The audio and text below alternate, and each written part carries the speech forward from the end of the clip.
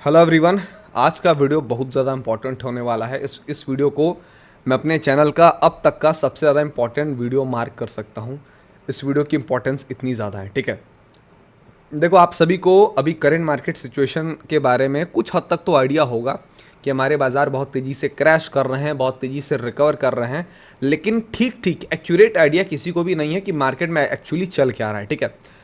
ये वीडियो थोड़ा सा लंबा होगा क्योंकि बाज़ार में इतनी सारी चीज़ें चल रही हैं कि इसे समझाते हुए मैं शॉर्ट वीडियो में इसे कंपाइल कर ही नहीं सकता। वीडियो को लंबा रखना ही होगा, ठीक है।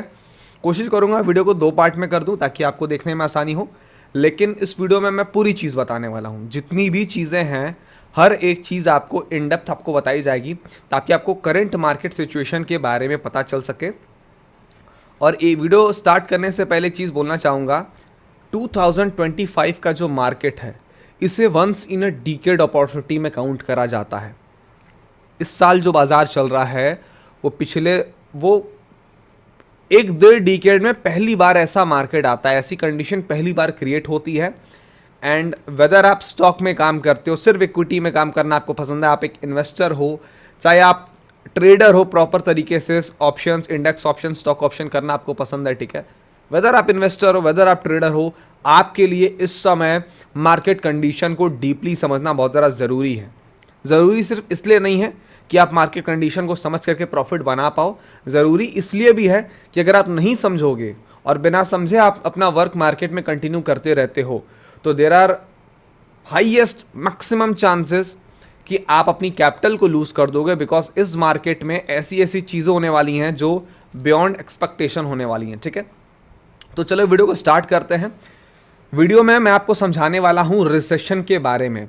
अब कुछ लोगों के लिए थोड़ा सा ऑफ बीट टॉपिक हो सकता है, कुछ लोगों को, क्योंकि जो स्टॉक मार्केट में ट्रेड करते हैं उन्हें recession, inflation, interest rate, economy, obvious सी बात है, इनसे क्या ही रिलेशन है, इससे क्या ही संबंध है। नॉर्मल रिटेल पब्लिक तो इतना सोच सकती है, बट मैं आपको बताऊं, हमारा स्टॉक मार्केट हमारी इकॉनमी का एक पैरेलल इमेज है, ठीक है। हमारी इकॉनमी में जो चीज़ होगी, हमारी अर्थव्यवस्था में जो भी चीज़ें होंगी, वो हमारे स्टॉक मार्केट में एग्जैक्टली होती हुई नजर आएंगी। अगर हमारी इकॉनमी वीक है तो मार्केट पर उसका इम्पैक्ट पड़ेगा, अगर हमारी इकॉनमी स्ट्रांग है तो मार्केट पर उसका इम्पैक्ट पड़ेगा। तो हमें इस बात को समझना पड़ेगा अगर आपको इस पूरे साल once in a decade opportunity को यूज़ करना, यूटिलाइज करना है और बड़े लॉसेस से बचना है। तो वीडियो को स्टार्ट करते हैं। पहली बात तो एक स्टेटमेंट मैं देना चाहूँगा वीडियो स्टार्ट करने से पहले। अभी आज तारीख है 16 अप्रैल 2025 और अब तक कोई भी मीडिया हाउसेस, कोई भी बड़े हाउसेस की तरफ से एज सच कोई भी क्लैरिफिकेशन या डिक्लेरेशन नहीं आया है ऑफिशियली कि इंडियन मार्केट को लेकर के, चाहे यूएस मार्केट को भी लेकर के, कि हम रिसेशन में हैं। बातें चल रही हैं रिसेशन की, बट ऑफिशियल डिक्लेरेशन नहीं आया, ठीक है। बट मैं बोलना चाहूँगा कि yes, we are in official recession. ये मेरा पर्सनल स्टेटमेंट है जो आपको आगे आने वाले 1-1.5 सालों में बिल्कुल 110% सही होता हुआ दिखेगा। हम प्रॉपर रिसेशन में आ चुके हैं, ठीक है। अब वीडियो को स्टार्ट करते हैं। फर्स्ट ऑफ ऑल, ये रिसेशन होता क्या है, इसका हमारे मार्केट पे क्या इंपैक्ट होता है, ये रिसेशन स्टार्ट कैसे होता है, इसके बारे में आपको समझना ज़रूरी है। दूसरी चीज़, जब रिसेशन चलता है तो उसके पहले क्या चीज़ें होती हैं, रिसेशन जब चल रहा होता है तो उस दौरान क्या चीज़ें होती हैं, और पोस्ट रिसेशन यानी प्री रिसेशन, पोस्ट रिसेशन और मिड रिसेशन क्या मार्केट में चेंजेस होते हैं, वो आपको समझना ज़रूरी है। बिकॉज अगर आप स्टॉक मार्केट में कमाने बैठे हो तो आपको इस बात का समझना ज़रूरी है, ठीक है। और एक और चीज़ मैं कहना चाहूँगा, ठीक है, पिछले 5, 6, 7, 8, 10 सालों में आप जितने समय से भी बाजार में एक्टिव हो, ट्रेड कर रहे हो, इन्वेस्ट कर रहे हो, आज तक आपने जितना नहीं कमाया उतना 1 से 2 साल में कमाने की अपॉर्चुनिटी है। और ये वीडियो यूट्यूब पर ऐसे पब्लिकली पड़ा रहेगा, ठीक है। इस वीडियो को जितने लोग भी देख पाएँ वो लोग आज से 1-2 साल बाद इस स्टेटमेंट को क्रॉस चेक करना कि मार्केट में इतनी बड़ी अपॉर्चुनिटी आई थी। बहुत सारे लोग इसको यूटिलाइज करेंगे, बट जो लोग यूटिलाइज नहीं करेंगे उनके लिए कहना चाह रहा हूँ कि बाजार में इतनी बड़ी अपॉर्चुनिटी आई थी बट आप मिस कर गए। देखो, मैंने बिल्कुल राइट टाइम पर राइट वीडियो बना करके आपके सामने रख दिया ताकि एटलीस्ट आप अवेयर रहो इस बारे में। Okay, now let's start the video. So पहली बात, जब मैंने ये लाइन बोली कि yes we are in officially in recession, तो इसका बेसिकली मतलब क्या है भाई? रिसेशन का क्या मतलब है, क्या मायने है रिसेशन का? ठीक है, तो देखो, एक बात तो आप लोगों को अगर कुछ भी नहीं पता है, जिस इंसान को इकॉनमी के बारे में बिल्कुल बेसिक आइडिया भी नहीं है, उसको इतना तो पता होगा कि भाई जब रिसेशन आता है तो बाजारें गिरने लगती हैं, मंदी आ जाती है पूरे शेयर बाजार में, चाहे इंडिया का मार्केट हो चाहे यूएस का मार्केट हो, और पूरी इकॉनमी स्लो हो जाती है भारत की, और कोई भी कहीं किसी भी कंट्री की अर्थव्यवस्था हो वो काफ़ी धीमी हो जाती है। ठीक है, तो इतना तो आपको पता होगा, लेकिन ये रिसेशन आता कैसे है? तो देखो, इस चीज़ को ना मैं समझाने की कोशिश करता हूँ। ठीक है, रिसेशन जो आता है वो आता है इन्फ्लेशन से। ठीक है, रिसेशन आता है इन्फ्लेशन से। अब जिनको इन्फ्लेशन नहीं पता, मैं आपको बताऊं, इन्फ्लेशन बेसिकली कहा जाता है महंगाई को। ठीक है, जब महंगाई बढ़ने लगती है तो ऐसा कहते हैं इन्फ्लेशन बढ़ रहा है। ठीक है, वो बेसिकली इसका हिंदी और इंग्लिश मीन है आपस का। ठीक है, तो इन्फ्लेशन से रिसेशन मार्केट में ट्रिगर होता है। और ये इन्फ्लेशन किस चीज़ से ट्रिगर होता है, मतलब ये इन्फ्लेशन किस चीज़ से आता है? तो हमें बेसिकली ना यही पॉइंट को समझना है कि क्या चीज़ इन्फ्लेशन को ट्रिगर करती है और वो चीज़ कैसे रिसेशन को ट्रिगर करती है। ठीक है, तो इस चीज़ को हमें समझना पड़ेगा। तो देखो, सबसे पहले क्या होता है ना, अब इस चीज़ का मैं जैसे ही आंसर दूंगा आप सभी काफ़ी सारा शॉक हो जाओगे। ठीक है, और मैं आपको बता भी रहा हूँ, इन्फ्लेशन जो मार्केट में लेकर के आता है डायरेक्ट और इनडायरेक्ट, वो है public. Yes, public means citizens, किसी भी कंट्री के जो सिटीजन्स हैं, पब्लिक हैं, आम नागरिक हैं, वही इन्फ्लेशन को लेकर के आते हैं। ठीक है, वही रीज़न होते हैं किसी भी कंट्री में। जैसे अपने इंडिया की बात करी जाए तो इंडिया में इन्फ्लेशन बढ़ने और घटने का सबसे बड़ा रीज़न पब्लिक होता है। लेकिन अब होता क्या है ना, पब्लिक बेसिकली इनडायरेक्ट रीज़न है, पब्लिक इनडायरेक्ट रीजन्स होता है। ठीक है, डायरेक्ट जो रीज़न है, डायरेक्ट रीज़न है वो हमारी इकॉनमी रन करने वाले जो लोग हैं, जैसे गवर्नमेंट, सेंट्रल बॉडीज जिसे कहते हैं, गवर्नमेंट की बात करी जाए, हमारी सेंट्रल बैंक्स जैसे आरबीआई, हमारा जो बैंकिंग सिस्टम है, बेसिकली वो इन्फ्लेशन वो भी इनडायरेक्टली ट्रिगर करता है। देखो, डायरेक्टली मार्केट में इन्फ्लेशन बेसिकली कोई नोइंगली कभी ट्रिगर नहीं करता है। ठीक है, क्या कह रहा हूं मैं, इन्फ्लेशन कभी भी कोई कहीं किसी भी देश की गवर्नमेंट, किसी भी देश के सेंट्रल बैंक, किसी भी देश के बैंक या कोई भी सेंट्रल बॉडी जो इसकी रिस्पॉन्सिबल हो, वो कभी डायरेक्टली और नोइंगली कभी भी इन्फ्लेशन को ट्रिगर नहीं करते हैं। ये इट्स अ प्रोसेस, ये एक तरीके का प्रोसेस है जो हर 10 से 15 साल में ऑटोमेटिकली इन्फ्लेशन लेकर के आ जाता है। ठीक है, आप पिछले 40-50 सालों का डेटा उठा करके देख लो, जब से पूरी दुनिया में ग्लोबलाइजेशन, इंडस्ट्रियलाइजेशन, ये सारी चीज़ें काफ़ी तेज़ी से बढ़ी हैं। ठीक है, बिजनेसेस काफ़ी तेज़ी से बढ़े हैं, मार्केट डेवलप हुए हैं। आप कोई भी डेटा उठा करके देख लो, आपको पता चलेगा कि हर 10 से 15 साल में, ठीक है, after every 10 to 15 year market में रिसेशन आया है, ड्यू टू इन्फ्लेशन। और ये इन्फ्लेशन कैसे आती है? ये इन्फ्लेशन एक प्रोसेस की वजह से आती है। अब वो प्रोसेस क्या है, यही प्रोसेस आज के इस पूरे वीडियो का मेन टॉपिक है। तो देखो, होता क्या है ना, सबसे पहले मैं आपको इन्फ्लेशन समझाता हूं कि इन्फ्लेशन मार्केट में बढ़ कैसे रहा है। ठीक है, अब इन्फ्लेशन बढ़ता है मेन पब्लिक की वजह से। देखो, इसमें डिमांड और सप्लाई का बेसिकली गेम होता है। ठीक है, और ये दोनों आपस में इंटरकनेक्टेड है। ठीक है, डिमांड बेसिकली किसके डिमांड के लिए कौन रिस्पॉन्सिबल है? डिमांड के लिए रिस्पॉन्सिबल है पब्लिक। ठीक है, बट डिमांड को इन्फ्लुएंस करती है हमारी गवर्नमेंट, हमारी सेंट्रल बैंक के इस डिमांड को इन्फ्लुएंस करती हैं, इस चीज़ को बढ़ा सकती हैं, इस चीज़ को घटा सकती हैं। ठीक है, अब इन्फ्लुएंस करने का बहुत सारा टूल होता है, बहुत सारे टूल्स होते हैं, जिसमें से पहला जो टूल होता है और जो सबसे मोस्ट इंपॉर्टेंट टूल होता है, वो होता है हमारे देश की ब्याज दरें, इंटरेस्ट रेट। ठीक है, और मेन इंटरेस्ट रेट जो हमारी आरबीआई तय करती है। ठीक है, मेन इंटरेस्ट रेट जो हमारा आरबीआई तय करता है। ठीक है, जिसको हम रेपो रेट कहते हैं। ठीक है, अब मैं टर्म्स में बिल्कुल नहीं जाऊंगा, मैं कोशिश करूंगा जितने भी पॉइंट्स हैं वो इस तरीके से समझाया जाए ताकि जिसे इकॉनमी, मार्केट के बारे में बहुत बेसिक आइडिया वो भी समझ पाए। ठीक है, तो बेसिकली होता क्या है, पब्लिक डिमांड को बढ़ाती है, घटाती है, और ये इनडायरेक्टली हमारी सेंट्रल बॉडीज इसे कंट्रोल करती हैं। ठीक है, अब जैसे मैं आपको बिल्कुल एक बिल्कुल साधारण सा एग्जांपल दे रहा हूँ, ठीक है। लेट्स से आप मार्केट में कोई चीज़ खरीदने गए, ठीक है, आप सब्जी वाले के पास सब्जी खरीदने गए, ठीक है, और उसने बोला कि 50 रुपए की सब्जी मिल रही है, ठीक है।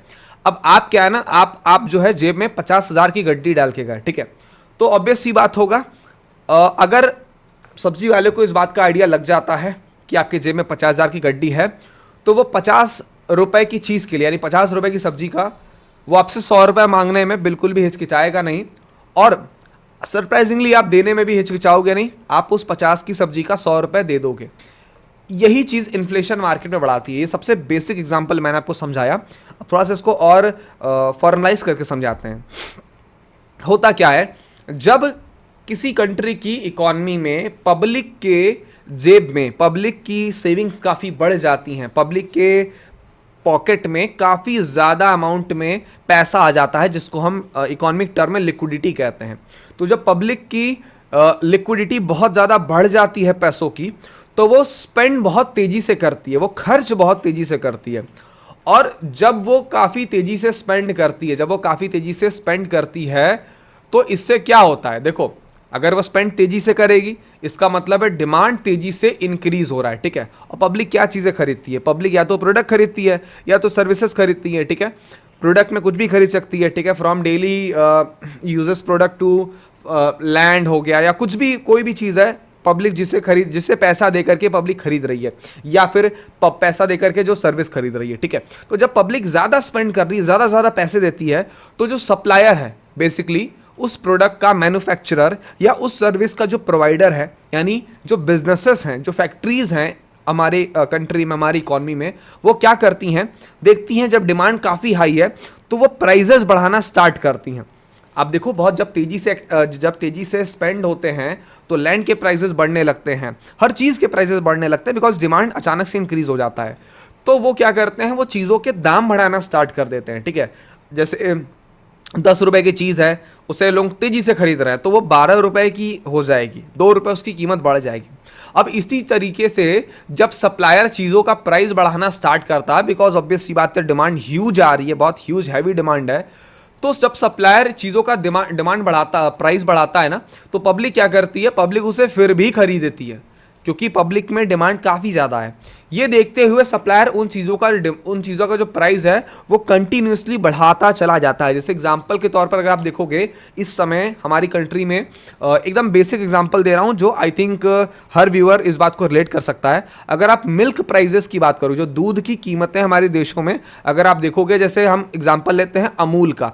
अमूल इंडिया की सबसे बड़ी मिल्क की कंपनी है, जिसने पिछले कुछ सालों में काफ़ी प्राइस में काफ़ी इंक्रीमेंट करा है। वो क्यों करा है, क्योंकि पब्लिक की तरफ से हाई और हैवी डिमांड आ रहा था। तो ऑब्वियस सी बात है, सप्लायर प्राइस कीमत बढ़ाता जा रहा है, और बढ़ाते बढ़ाते क्या होता है ना, सप्लायर इतनी ज़्यादा कीमतें बढ़ा देता है, क्योंकि देखो सप्लायर को कमाना है पैसा, और जब तक डिमांड हैवी आती रहेगी वो कीमतें बढ़ाते रहेगा, ठीक है। तो जो इतनी कीमतें बढ़ा देता है, इस वजह से पब्लिक क्या करती है, एक टाइम पर आके कहने लगती है, भाई चीज़ों के दाम बहुत ज़्यादा बढ़ चुके हैं, महंगाई बहुत ज़्यादा बढ़ चुकी है, ठीक है। और जब महंगाई काफ़ी ज़्यादा बढ़ जाती है तो चीज़ों की कीमतें बहुत ज़्यादा बढ़ जाती हैं, तब हम कहते हैं कि यार कंट्री में इन्फ्लेशन बहुत ज़्यादा बढ़ चुका है, ठीक है। लेकिन अब यहाँ पर ना सवाल ये पैदा होता है कि पब्लिक में डिमांड एकाएक बढ़ कैसे गया, पब्लिक में डिमांड एकाएक अचानक से कैसे बढ़ गया है, ठीक है। ऐसा क्या हुआ कि पब्लिक बहुत तेज़ी से खर्च करने लगी। तो अब यहाँ पर सुनो, देखो, डिमांड बढ़ने के पीछे जो रीज़न होता है ना, वो इन्फ्लुएंस, अब मैंने बोला था ना कि हमारे जो सेंट्रल बॉडीज़ हैं वो इनडायरेक्ट इन्फ्लुएंस करती हैं पब्लिक के एक्सपेंडिचर पर, ठीक है। अब वो डिमांड एक्सपेंडिचर किस तरीके से बढ़ाते हैं, तो हमारी कंट्री की जो सेंट्रल बैंक है, जिसे हम आरबीआई के नाम से जानते हैं, तो आरबीआई क्या करती है ना, आरबीआई के जो बैंक रेट्स हैं, जिसे हम रेपो रेट कहते हैं, बेसिकली रेपो रेट या बैंक रेट्स होता क्या है, ये वो इंटरेस्ट रेट है जिस इंटरेस्ट रेट पे सेंट्रल बैंक जो हैं वो बैंकिंग सिस्टम को मनी लेंड करती हैं, या ये वो ब्याज दरें हैं जो आमतौर पर देश में लागू होती हैं, ठीक है, आमतौर पर देश में लागू होती हैं। अब अगर ये दरें, सोचो, अगर ये दरें काफ़ी कम हो जाएं, ठीक है, अभी 10% का इंटरेस्ट रेट चल रहा है, एकाएक घट करके 4% हो गया, ठीक है, तो आपकी सैलरी भले 50,000 रुपये है, बट फिर भी आप सोचने लगोगे कि यार एक 30 लाख का 50 लाख का एक प्लॉट ले लिया जाए। क्यों? क्योंकि बैंकिंग रेट्स काफ़ी कम हो चुके हैं, तो आपको पता है कि इजिली लोन अवेलेबल हो जाएगा कम रेटों में, और आप लोन ले लोगे और आप परचेज कर लोगे। तो चूंकि आपके जेब में, आपकी पॉकेट में भले आपकी सैलरी 50,000 थी, बट चूंकि इंटरेस्ट रेट इतनी कम हुई, आपने क्या करा, आपने यहां पर 50 लाख का प्रॉपर्टी ले डाला, ठीक है। अब यही चीज होता है। अब इस चीज को ना, मैं तो 50 लाख के एक प्लॉट पर मैंने एग्जांपल दिया है, आप हर छोटे से बड़े चीज पर एग्जांपल लेकर के देखो, from from toothpaste to a land और अ कार, प्रॉपर्टी, एनीथिंग, ठीक है, कुछ भी, या बिजनेसेस के बारे में, कुछ भी, आप किसी भी स्तर पर एग्जांपल लेकर के देखो। जब बैंक की रेटें कम होती हैं ना, जब बैंक की रेटें कम होती हैं, तो तेजी से डिमांड बढ़ना स्टार्ट हो जाता है, ठीक है, तेजी से डिमांड बढ़ना शुरू हो जाता है, और यही रीजन है कि इन्फ्लेशन को जन्म देता है। तो अब बैंक की रेटें कम क्यों होती हैं? अब ये सवाल आ गया ना। देखो, हम सिस्टमैटिक बढ़ रहे हैं, हम ऊपर से बढ़ते आए, हम recession, inflation, public demand, supply, inflation कैसे बढ़ता है? इनडायरेक्ट एक्सपेंडिचर बढ़ाने का काम जो आरबीआई करती है, आरबीआई इंटरेस्ट रेट घटाती है। बट आरबीआई इंटरेस्ट रेट घटाती क्यों है? अब देखो, आरबीआई इंटरेस्ट रेट इस वजह से घटाती है क्योंकि इंटरेस्ट रेट एक समय पर काफी ज्यादा चल रहा होता है, उस बढ़े हुए इंटरेस्ट रेट को घटाते घटाते वो 4% ले आती है। अब आई एम श्योर कि यहां पर कुछ लोगों को नहीं समझ में आएगा कि सर आपने भी जस्ट क्या बोला। अब इस चीज को मैं ना आपको इस तरीके से समझाता हूं, ठीक है। रिसेशन जो होता है, बेसिकली रिसेशन अपने आप में एक साइक्लिक चीज है, एक साइक्लिक चीज है, मतलब ये एक तरीके की साइकिल होती है, ये एक तरीके का साइकिल होता है। अब इस साइकिल को पूरी तरीके से समझो, ठीक है। रिसेशन कैसे आता है? जब बैंक्स अपनी ब्याज दरें काफी कम कर देती हैं, डिमांड काफी ज्यादा बढ़ जाता है, सप्लायर अपनी चीजों की कीमतें काफी बढ़ाने लगता है। ऐसे करते करते कंट्री में जो इन्फ्लेशन है वो लगातार बढ़ता रहता है। अब इन्फ्लेशन काफी बढ़ता रहेगा तो कहां पर जाके रुकेगा? अगर आप इसको रोकोगे नहीं तो ये तो रुकेगा ही नहीं, ठीक है, ये तो रुकेगा ही नहीं। तो इसको रोकने के लिए क्या करता है, फिर से हमारी जो सेंट्रल बैंक है विच इज आरबीआई क्या करती है, कुछ टूल्स यूज करती हैं, बढ़े हुए इन्फ्लेशन को कंट्रोल करने के लिए कुछ टूल्स यूज करती हैं, जिसे कहते हैं क्वांटिटेटिव टाइटनिंग टूल्स, ठीक है। अब क्वांटिटेटिव टाइटनिंग बेसिकली क्या होता है, ये टर्म पर मत जाओ, बस इस बात को समझो कि कुछ टूल इस्तेमाल करती हैं, जिसमें से जो पहला टूल है वो है इंटरेस्ट रेट को ऊपर नीचे फ्लक्चुएट करना, ठीक है। तो बढ़े हुए इन्फ्लेशन को कंट्रोल करने का जो सबसे मेन तरीका होता है वो क्या होता है, वो जो इंटरेस्ट रेट कंट्री की जो डाउन चल रही है, जिस वजह से डिमांड बढ़ी थी, उस इंटरेस्ट रेट को बढ़ाया जाए। तो अब इंटरेस्ट रेट क्या होता है, बढ़ना स्टार्ट होता है, ठीक है। 4% से बढ़ के 5% होगा, 7% होगा, 10% होगा, जितना भी बढ़ेगा, ठीक है, नंबर्स अलग बात है, बट इंटरेस्ट रेट कंट्री में बढ़ाया जाता है। तो जब इंटरेस्ट रेट कंट्री में बढ़ाया जाता है, तो इससे होता क्या है, इससे इन्फ्लेशन कूल डाउन होता है, ठीक है। और जब इन्फ्लेशन कूल डाउन हो जाता है तो ऑब्वियस सी बात है, हमेशा तो इंटरेस्ट रेट बढ़ा रहेगा नहीं, तो इंटरेस्ट रेट को वापस से कम करना स्टार्ट करा जाता है, इंटरेस्ट रेट को वापस से कम करना शुरू करा जाता है, ताकि वापस से इकोनॉमी अपने ट्रैक पर आ सके। तो जब इंटरेस्ट रेट को हम कम करना स्टार्ट करते हैं और उसके कुछ समय बाद, इंटरेस्ट रेट कम करने के बाद जब इकोनॉमी ट्रैक पर आ जाती है, उसके बाद क्या होता है, इंटरेस्ट रेटें काफी हद तक कम ही की जाती हैं। वो चीज वापस से इस चीज को लीड करती है, मतलब ये वापस से एक साइकिल बन जाता है कि इंटरेस्ट रेट कम करते करते इतना कम करते हैं कि वापस से वो डिमांड बढ़ने लगता है। और देखो, इसमें ना बहुत सारा गवर्नमेंट का भी इन्फ्लुएंस होता है, ठीक है। गवर्नमेंट जानबूझ के इंटरेस्ट रेट कम करती है। अब ऐसा तो है, देखो, अगर सेंट्रल बैंक कंप्लीटली इंडिपेंडेंट हो तो कुछ हद तक इन्फ्लेशन को कंट्रोल कर सकती है, लेकिन क्या होता है ना, जैसे यूएस में अगर एग्जाम्पल लिया जाए तो यूएस गवर्नमेंट क्या करती है, वहां की जो बैंक की ब्याज दरें हैं वो इतनी कम कर देती हैं जिस वजह से कंट्री में वापस इन्फ्लेशन बढ़ने लगता है, ठीक है। तो क्या होता है ना, गवर्नमेंट इंटरेस्ट रेट काफी कम करवा देती है सेंट्रल बैंक से, इस वजह से वापस इन्फ्लेशन को जन्म मिलता है, ठीक है। अब देखिए, अब इन्फ्लेशन किस तरीके से बढ़ता है और वो रिसेशन किस तरीके से ले आता है, ठीक है, इसका मैंने आपको एक तरीका बताया जो सबसे मेन तरीका है, जो मतलब सबसे मेन रीजन है, मेन कॉज मैंने आपको बताया कि बैंक्स की इंटरेस्ट रेट। लेकिन यही एकमात्र रीजन नहीं होता है कि क्यों कंट्री में इन्फ्लेशन बढ़ता है और क्यों रिसेशन लेकर के आते हैं, ठीक है। ऐसे और भी बहुत सारे रीजंस होते हैं, ठीक है। उसी तरीके से इन्फ्लेशन को या रिसेशन को कंट्रोल करने का सिर्फ एक तरीका नहीं होता है कि हम इंटरेस्ट रेट को फ्लक्चुएट करें, ऐसे बहुत सारे तरीके होते हैं, ठीक है। तो मैं इस पे डेप्थ में नहीं जा रहा हूं, ठीक है। फिलहाल इतना यहां तक इकोनॉमी के बारे में आपको समझाना पर्याप्त था, बट मैं आपको इसका हिंट दे देता हूं, ठीक है। जैसे यूएस में क्या होता है ना, इंटरेस्ट रेट कम कर देते हैं तो पब्लिक स्पेंड बढ़ा देते हैं। देखो मैं बार बार यूएस का एग्जांपल इसलिए ले रहा हूं क्योंकि दुनिया का सबसे बड़ी कंट्री है और सबसे इजीली जो है ना सारी चीज़ें वहीं पर एप्लीकेबल हैं, ठीक है। एग्जैक्टली सेम चीज़ इंडिया के लिए आप मान करके बैठ जाओ, मान करके चल लो, ठीक है। तो होता क्या है, इंटरेस्ट रेट कम करने की वजह से पब्लिक का एक्सपेंस बहुत ज़्यादा बढ़ जाता है, ठीक है। पब्लिक का एक्सपेंस तो सिर्फ इंटरेस्ट रेट कम करने की वजह से नहीं बढ़ता है, ठीक है। कई बार क्या होता है ना, गवर्नमेंट ऐसे स्कीम्स चलाती हैं जिससे पब्लिक को डायरेक्ट फायदा मिलता है, डायरेक्ट बेनिफिट मिलता है, ठीक है। जैसे एग्जांपल के तौर पर यूएस में क्या होता है, बहुत सारे एड्स प्रोवाइड किए जाते हैं, ठीक है। फ्रॉम बच्चे से लेकर के बूढ़े तक बहुत सारे एड्स प्रोवाइड करे जाते हैं, बहुत सारे इंसेंटिव प्रोवाइड करे जाते हैं, ठीक है। जितने अनएम्प्लॉयड लोग हैं उनको मंथली पैसा मिलता है, या जितने ओल्ड एज लोग हैं उनको पैसा मिलता है, ठीक है। ऐसे बहुत सारे एड्स प्रोवाइड करे जाते हैं, ठीक है। तो उनको अगर मैं एक क्यूमुलेटिव वर्ड दूं तो बेसिकली क्या होता है कि एक डायरेक्ट मॉनेटरी बेनिफिट दिया जाता है, समझ रहे हो, डायरेक्ट मॉनेटरी बेनिफिट दिया जाता है आम पब्लिक को, ठीक है। आम पब्लिक को डायरेक्ट मॉनेटरी बेनिफिट दिया जाता है। इस वजह से भी क्या होता है ना, ये भी one of the main reason है क्यों बहुत ज्यादा इन्फ्लेशन बढ़ जाता है, ठीक है। एक और रीजन होता है जिसको हम कहते हैं मनी प्रिंटिंग। अब मनी प्रिंटिंग यूएस में बहुत ज्यादा होता है, ठीक है। मनी प्रिंटिंग भी एक और रीजन है, बट अब मैं ना बहुत ज्यादा इकोनॉमिक डेप्थ में नहीं जाना चाह रहा क्योंकि आई होप इतनी चीजें पर्याप्त हैं आपको ये समझने के लिए कि रिसेशन होता क्या है, रिसेशन आते क्यों है, ठीक है। अब मैं आपको यहां पर एक चीज और समझाने वाला हूं, ठीक है। अब देखो, अब होपफुली आपको ये समझ में आ गया, ठीक है। ये साइकिल माइंड में रखना, ठीक है। अब इससे रिलेटेड एक और चीज आपको बताने वाला हूं, ठीक है। अब ये जो साइकिल है ना, इकोनॉमी में तो साइकिल चल भी रहा है, और एज मैंने वीडियो स्टार्ट करने से पहले बोला था कि भाई जो इकोनॉमी है और जो शेयर मार्केट है वो एक दूसरे का ना पैरेलल वो हैं, इमेजेस हैं, ठीक है।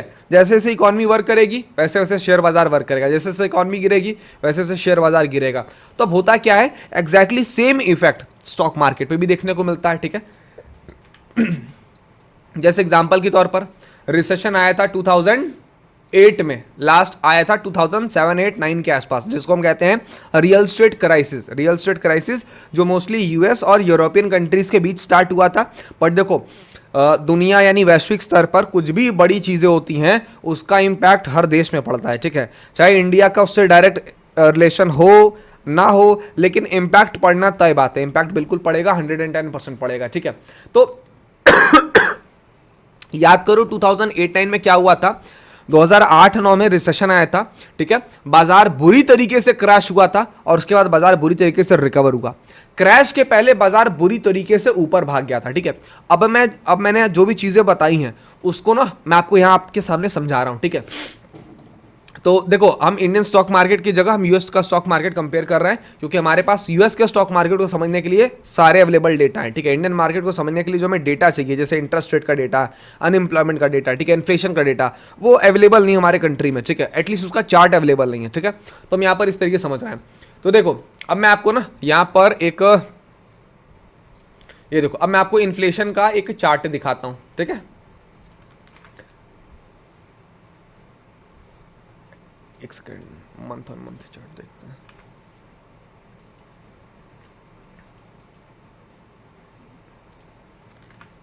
चलो, अब यूएस में 2008-9 में रिसेशन आया था, इसके बारे में आप जाकर के पढ़ लेना, ठीक है, कंफर्म हो लेना, जिससे आपको अभी जो मैं बता रहा हूं बहुत अच्छे समझ में आ जाए। तो 2008-9-7 के आसपास रिसेशन आया था, बहुत बड़ा मार्केट में क्रैश आया था और यूएस की इकोनॉमी में बहुत बड़ा डेंट पड़ा था, ठीक है। अब देखो यहां पर ना वो सारी चीजें हुई हैं जो मैंने अभी आपको जस्ट समझाया था, इकोनॉमी, इन्फ्लेशन, इंटरेस्ट रेट वगैरह वगैरह, ठीक है। अब मैंने आपको बताया था कि इन्फ्लेशन बढ़ाता है सस्ती ब्याज दरें इन्फ्लेशन को बढ़ाती हैं, सस्ती ब्याज दरें इन्फ्लेशन को बढ़ाती हैं, और हाई इन्फ्लेशन रिसेशन को लेकर के आता है मार्केट में, और जिसको कंट्रोल करने के लिए बैंकों को रेट, सेंट्रल बैंक को रेट बहुत ज़्यादा बढ़ाने पड़ते हैं, और जिस वजह से इकॉनमी स्लो होती है और बाजार क्रैश कर जाते हैं। ठीक है, अब देखो ये एक चार्ट है, ये ग्राफ है। ठीक है, बेसिकली किस चीज़ का ग्राफ है, तो ये यूनाइटेड स्टेट्स के इंटरेस्ट रेट का ग्राफ है, मतलब यूएस की जो सेंट्रल बैंक है जिसे हम फेडरल रिजर्व कहते हैं, फेडरल रिजर्व का ये इंटरेस्ट रेट का चार्ट है। अब इंडिया के आरबीआई का इंटरेस्ट रेट का कोई चार्ट ही अवेलेबल नहीं है, तो फिर मैं कहाँ से बताऊँ आपको। ठीक है, होपफुली आप मेरी बात को समझ रहे हो। तो अब देखो हम डेटा ढूंढ रहे हैं, हम डेटा ढूंढ रहे हैं ये वाला, हम ये डेटा ढूंढ रहे हैं। ठीक है, अब ये कौन सा डेटा है, नीचे टाइम देख लो, हम 2007, 8, 9 का डेटा ढूंढ रहे हैं, जो कि हमें आपके सामने मिल गया। ठीक है, अब मैंने क्या बोला था, मैंने आपको बोला था, इसको ना 1 ईयर टाइम फ्रेम पर सेट करता हूं, 1 ईयर टाइम फ्रेम पर ज़्यादा अच्छे समझ में आएगा। ठीक है, अब मैंने आपको क्या बोला था, मैंने आपको बोला था कि सस्ती ब्याज दरें इन्फ्लेशन को प्रमोट करती हैं। ठीक है, तो 2007 और 8, 9 के आसपास जो क्रैश आया, 2008 जो क्राइसिस आई थी, वो क्राइसिस ना ऐसा नहीं कि पिछले 1 साल में कुछ चीज़ें हुई और वो चीज़ें क्राइसिस लेकर के आ गई। ठीक है, देखो ये पूरा साइकिल होता है। ठीक है, सस्ती जो ब्याज दरें हैं, अगर सस्ती ब्याज दरें 1 साल के लिए कोई सेंट्रल बैंक, किसी देश की सेंट्रल बैंक 1 साल के लिए ब्याज दरें सस्ती कर देती हैं, तो वो इन्फ्लेशन वो लेकर के नहीं आ सकती, या 2 सालों के लिए अगर सस्ती कर देती हैं तो भी इन्फ्लेशन लेकर के नहीं आती है। ठीक है, ये बहुत लंबे समय से की हुई चीज़ों का इम्पैक्ट होता है। जैसे एग्जाम्पल के तौर पर अगर मैं आपको दिखाऊं, ये देखो, ये इंटरेस्ट रेट का चार्ट है, मतलब अगर ये चार्ट नीचे आ रहा है दैट मीन्स इंटरेस्ट रेट घट रहा है। तो यूएस में 2001 के आसपास अगर आप देखोगे ना, तो इंटरेस्ट रेटें कितनी थी, 6.58%, 6.5% के आसपास का यूएस में ब्याज दर था, सालाना ब्याज दर है ये। ठीक है, ये सालाना ब्याज दर है। तो सोचो 6.5% का जो ब्याज दर था वो घटते घटते घटते घटते कहां तक आ गया, 1% तक आ गया। कैन यू इमेजिन कि किसी कंट्री की सेंट्रल बैंक 1% का इंटरेस्ट रेट तय करती है अपने कंट्री के लिए, तो जब इतना ज्यादा ब्याज दरें कम हुआ, और ब्याज दरें कब तक कम हुई, ब्याज दरें कम हुई 2003 और 2004 तक, 2003-4 के आसपास तक ब्याज दरें काफी कम हुई। ठीक है, तो इस वजह से ये चीजें बेसिकली क्या लीड करी, ये चीजें 2000 से लेकर के 2003-4 मतलब 3-4-5 साल तक, 2001, 2, 3 और 4 अगर मैं इसको काउंट करूं तो पिछले 5 साल तक लगातार ब्याज दरें कम रही, और लगातार ब्याज दरें कम होने की वजह से इन्फ्लेशन कंट्री में आ गया और बढ़ना शुरू हो गया। अब एक बार इन्फ्लेशन कंट्री में आ जाता है ना, तो उसको रोकना बहुत ज़्यादा मुश्किल होता है। एकदम बिल्कुल हार्ड अप्रोच अगर आप अपनाओगे तभी कंट्री में इन्फ्लेशन रुकता है, सॉफ्ट अप्रोच से कभी भी कंट्री में इन्फ्लेशन नहीं रुकता है। ठीक है, अब हुआ क्या, एग्जैक्टली सेम चीज हुई। ठीक है, अगर आप देखोगे इस वजह से 2007 के जाते जाते 2007 के जाते जाते बाजार में भारी मात्रा में क्रैश आया, बाजार में बहुत भारी क्रैश आया और बाजार हमारा काफी टूट गया। ठीक है, यही सेम चीज हुआ था कब, यही सेम चीज हुआ था 2001 में। अगर आप देखोगे 2001 की बात देखोगे, 2001, हालांकि देखो आज से 25 साल पहले इकॉनमी, टेक्नोलॉजी और सारी जो चीज़ें हैं वो काफ़ी ज़्यादा अर्ली स्टेज पर थी। ठीक है, दैट इज़ वाई इनका जो डेटा है या इनका जो कह सकते हो इनके जो प्रूफ्स हैं वो काफ़ी लिमिटेड, काफ़ी मिनिमल है। ठीक है, खैर 2001 की क्राइसिस में अगर आप देखोगे तो उसके पहले भी क्या हुआ था, 88 से लेकर के लगातार 93 तक, 88 से 93 तक, मतलब ये भी 5-6 साल के आसपास हो गए, लगातार बैंक की ब्याज दरें सस्ती थी, जिस वजह से कंट्री में इन्फ्लेशन इंट्रोड्यूस हो गया। ठीक है, लो इन्फ्लेशन से हाई इन्फ्लेशन इंट्रोड्यूस हो गया, और इसका जो इंपैक्ट है वो कुछ साल बाद देखने को मिला। ठीक है, अब होता क्या है कि ये जितनी भी चीजें हैं ना, इनका इंपैक्ट कभी भी इमीडिएट देखने को मिलता ही नहीं। ठीक है, चाहे वो इंटरेस्ट रेट को बढ़ाना हो या कम करना हो, इन सारी चीज़ों का इंपैक्ट 5 साल, 6 साल, 7 साल के अंदर देखने को मिलता है। ठीक है, चलो भाई, उम्मीद करता हूं यहां तक सारी चीज़ें आप समझ गए होंगे। अब थोड़ा सा ना, अब देखो ये मैंने आपको ना रिसेशन क्या होता है, कैसे आता है, इन्फ्लेशन, बैंक इंटरेस्ट रेट वगैरह वगैरह, ये बहुत बड़े बड़े टॉपिक हैं, इनको कहा जाता है मैक्रो इकोनॉमिक्स। ठीक है। मैक्रो इकोनॉमिक्स, जब हम अर्थव्यवस्था को बहुत बड़े स्तर पर देखते हैं तो उसको मैक्रो इकोनॉमिक्स कहते हैं। मैंने आपको मैक्रो इकोनॉमिक्स सारी चीजें आपको समझा दी, ठीक है। अब ये तो रही पुरानी बात, अब करंट सिनेरियो को समझाता हूं कि करंट सिनेरियो चल क्या रहा है, ठीक है। अब जितनी मैंने चीजें बोली हैं वो दिमाग में रखना, और जो जो मैं चीज अभी बता रहा हूं सबसे रिलेट करना, and with in few minutes सब चीज क्लियर हो जाएगी, ठीक है। देखो अब क्या चल रहा है मैं आपको दिखाऊं, ठीक है। फ्रॉम 2018 2018 से लेकर के 2021 तक, सही बोला मैंने, 2018 से लेकर के 18, 19, 20, 21, इन चार सालों में यूएस का जो बैंकिंग दरें हैं वो 2.5% से घट करके कितना प्रतिशत रही, 0.25% रही। मतलब अगर आप देखोगे 1 जनवरी 2020 से लेकर के 1 जनवरी 2021, मतलब पूरे एक साल के लिए यूएस में इंटरेस्ट रेटें 0.25% हुआ करती थी, ठीक है, आज से 4-5 साल पहले।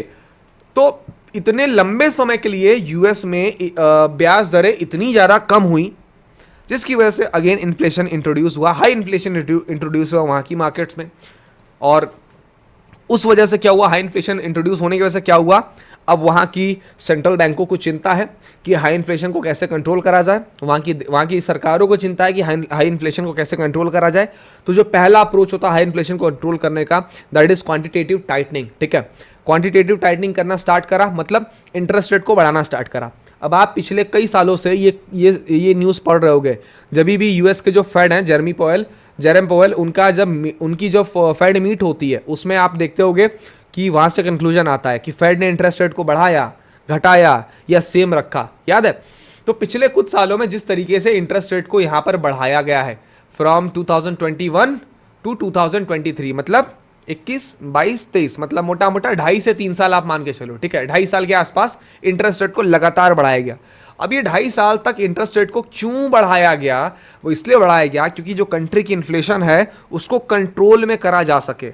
अब कितनी हद तक कंट्रोल हुई, देखो वो तो यूएस की जो इकोनॉमी है, जो गवर्नमेंट है, उसके इंटरनल टीम्स को पता है, ठीक है। हमें एक हद तक आइडिया है और बहुत है तो हम स्टॉक मार्केट का चार्ट देख करके उस आइडिया को और ज़्यादा वो कर लेंगे, क्या कहते हैं, वेरीफाई कर लेंगे, प्रूफ ले लेंगे उस चीज़ का, ठीक है। तो ये ओवरऑल चीज़ें हैं। अब पिछली कुछ सालों में जब इंटरेस्ट रेटें बढ़ाई गई तो होता क्या है ना, जैसा कि मैंने आपको बताया कि कंट्री की इंटरेस्ट रेट जैसी बढ़ती हैं तो इन्फ्लेशन कंट्रोल में आने लगता है। कैसे कंट्रोल में आता है, वहाँ की जो पब्लिक है उनके जो स्पेंड्स हैं, उनके जो एक्सपेंडिचर है वो कंट्रोल में आने लगते हैं, ठीक है। अब सिर्फ इंटरेस्ट रेट ही नहीं बढ़ाना, वहाँ की जो गवर्नमेंट है वो बहुत सारे ऐसे जो पब्लिक एड है, जो लास्ट जो बाइडेन की सरकार थी उन्होंने जो एड्स पब्लिक को दे रखे थे उन पे थोड़े कंट्रोल करना स्टार्ट करेंगे, तो पब्लिक का एक्सपेंस कम होना स्टार्ट करेगा, and this will lead automatic inflation cool down, ये इन्फ्लेशन को कूल डाउन करेगा। लेकिन जब हम इस तरीके की चीजें यूज करते हैं, हाई इंटरेस्ट रेट वगैरह वगैरह, तो इनका इंपैक्ट इकोनॉमी पे क्या होता है इस बात को समझो। जब इंटरेस्ट रेट बहुत ज्यादा बढ़ा दिए जाते हैं तो जब पब्लिक का जो एक्सपेंस है, मतलब जो डिमांड है, वो जब एकाएक लो हो जाता है, इस वजह से होता क्या है, जो सप्लायर है, सप्लायर मतलब जो भी कंट्री में बिजनेसेस हैं, क्योंकि आप सभी को पता है हमारी जो अर्थव्यवस्था है वो मोस्टली बिजनेस पे चल रही है, ठीक है। बिजनेस क्लास सर्विस क्लास में मोस्टली बिजनेस क्लास पर ही चल रही है, ठीक है। जो हमारी कंट्री में जो मैन्युफैक्चर हो रहा है या यूएस की कंट्री में जो मैन्युफैक्चर हो रहा है वगैरह वगैरह सारी चीजें, तो मैन्युफैक्चरिंग जो है, मैन्युफैक्चरिंग लगातार लो होते जा रही है बिकॉज डिमांड यहां पर काफी लो है। तो अगर मैन्युफैक्चरिंग लगातार लो होते जाएगी तो उससे होगा क्या, ऑब्वियस सी बात है, इकोनॉमी पर स्लो डाउन लगना स्टार्ट होगा, इकोनॉमी धीरे धीरे स्लो होगी। बट ये जरूरी है, इन्फ्लेशन रेट बढ़ाएंगे नहीं, इंटरेस्ट रेट बढ़ाएंगे नहीं तो इन्फ्लेशन कंट्रोल नहीं होगा, और इकोनॉमी स्लो करेंगे तभी हम इंटरेस्ट रेट को बढ़ाएंगे, ठीक है।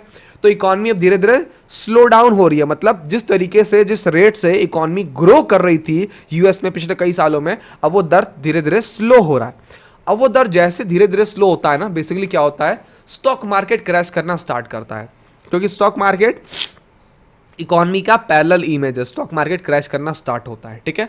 अब ये पूरा मैंने मुद्दे की बात आपको समझाया, होपफुली अब बाजार का ये जो क्रैश प्रोसेस है, आपको यहां पर समझ में आ गया होगा कि मैं क्या कहने की कोशिश कर रहा हूं, ठीक है। मैं कोशिश करूंगा अगर वीडियो काफी लंबा हो रहा है तो इस वीडियो को मैं कुछ कुछ पार्ट में कर दूं, ठीक है। तो अब बाजार क्रैश होना स्टार्ट हो रहा है, ठीक है।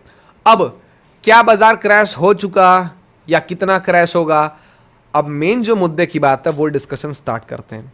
तो पहली बात, स्टॉक मार्केट अभी कुछ क्रैश नहीं हुआ है, अभी बाजार में जो बहुत बड़ा क्रैश आना बाकी है, मतलब आप जितना देख रहे हो उसका कम से कम 10 से 15 गुना बड़ा क्रैश आना बाकी है, ठीक है। दिस इज माई प्रिडिक्शन, ये 110% सही है। अभी 1 साल में हो, 1.5 साल में हो, 2 साल में हो, इसको टाइम नहीं कर सकती आप, क्योंकि जैसा मैंने आपको बताया कि जब इंटरेस्ट रेट बढ़ता है, ठीक है, तो ऐसा है नहीं कि वो 1 साल बढ़ा और उसका इंपैक्ट अगले साल देखने को मिल गया, ठीक है। वो पिछले कई सालों में बढ़ता है, फिर उसका इंपैक्ट अगले कई सालों में देखने को मिलता है, ठीक है।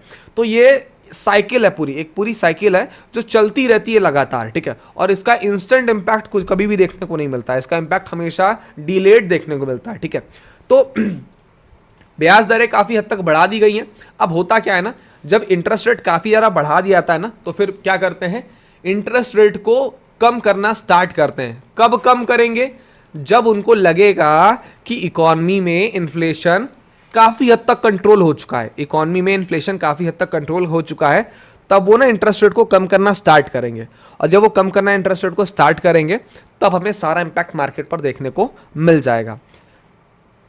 मेरे कहने का जो मतलब है वो यही है, इनडायरेक्टली मैं बोल रहा हूं कि जब इंटरेस्ट रेट कम करना स्टार्ट करेंगे तो हमारे बाजार असल तरीके से क्रैश होना शुरू भी हो जाएंगे, ठीक है। अब मैंने जितनी चीजें बताई, देखो आपको हो सकता है चीजें बहुत ज्यादा बड़ी लग रही होंगी, बहुत सारी चीजें मैंने आपको बता दी, बट ट्रस्ट मी अभी बताने के लिए बहुत सारी चीजें हैं।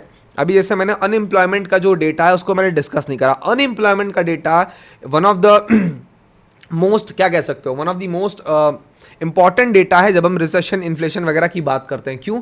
क्योंकि जो अनएम्प्लॉयमेंट का डेटा है, देखो कंट्रीज में जब डिमांड कम होती है ना, तो ऑब्वियस सी बात है अनएम्प्लॉयमेंट बढ़ेगी, ठीक है। तो जो भी है बढ़ती घटती है, मतलब ऑब्वियस सी बात है, डिमांड काफ़ी जब लो होती है तो अनएम्प्लॉयमेंट काफ़ी ज़्यादा बढ़ जाती है, ठीक है। बट कुछ ऐसे टाइम्स आते हैं जब अनएम्प्लॉयमेंट काफ़ी घटती भी है, ठीक है, जब हमारा इन्फ्लेशन वापस से कूल डाउन हो जाता है तो वगैरह वगैरह। इन कहने का मतलब ये है कि अनएम्प्लॉयमेंट का भी इनसे डायरेक्ट रिलेशन है। दूसरा, बॉन्ड मार्केट का भी इससे डायरेक्ट रिलेशन है। तो अभी बहुत सारी चीज़ें हैं जो मैंने यहाँ पर डिस्कस नहीं करी, वो आगे के फर्दर वीडियोस में डिस्कस करेंगे। बट अभी जो मैं आपको समझा रहा हूँ वो ये है कि बाजार में अभी बहुत बड़े क्रैश आने बाकी हैं, मार्केट में भी बहुत बड़ा क्रैश आना बाकी है, ठीक है। तो चलो एक काम करते हैं, इस वीडियो को हम फिलहाल यहीं पर रोक रहे हैं, ठीक है। अभी इसके आगे मैं स्टॉक मार्केट के स्ट्रक्चर के बारे में आपको डिस्कस करूंगा कि मार्केट का क्या स्ट्रक्चर हो सकता है, होगा जब हमारे बाजार में क्रैशेस चलेंगे, जब हमारे बाजार में इकोनॉमी जब रिसेशन कंप्लीट करेगी तो क्या स्ट्रक्चर होगा, और रिसेशन के बाद जब एक्सपेंशन होता है इकोनॉमी का तो क्या स्ट्रक्चर होगा। तो ये सारी चीजें भी डिस्कस करनी बाकी है। मैं वीडियो के नेक्स्ट पार्ट में कोशिश करूंगा, मुझे लग रहा है इसी वीडियो को मुझे शायद 2 पार्ट में अपलोड करना पड़ेगा, और वीडियो का जो भी नेक्स्ट पार्ट होगा, वो सेकंड हो चाहे थर्ड हो, उसमें मैं शेयर मार्केट का जो स्ट्रक्चर होने वाला है उस पर मैं डिस्कशन करूंगा, ठीक है।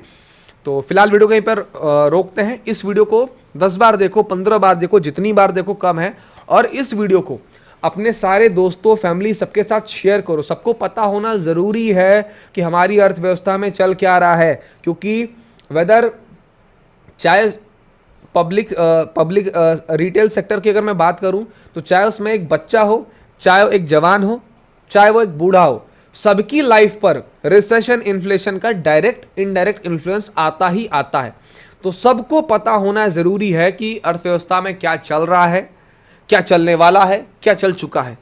होपफुली वीडियो पसंद आया। वीडियो को जितना जितना हो सके लाइक करें, शेयर करें, और मैं इस वीडियो पर एम करता हूं कम से कम इस वीडियो पर 1000 लाइक तो मिनिमम होना चाहिए। सभी वीडियो को लाइक करें, 1000 लाइक तक पहुंचाएं। लाइक टारगेट हम 1000 मानकर चलते हैं, ठीक है। बाकी जो भी इस वीडियो का बेस्ट पार्ट लगा प्लीज कमेंट करना। Thank you so much. चलो नेक्स्ट पार्ट के लिए वेट करें।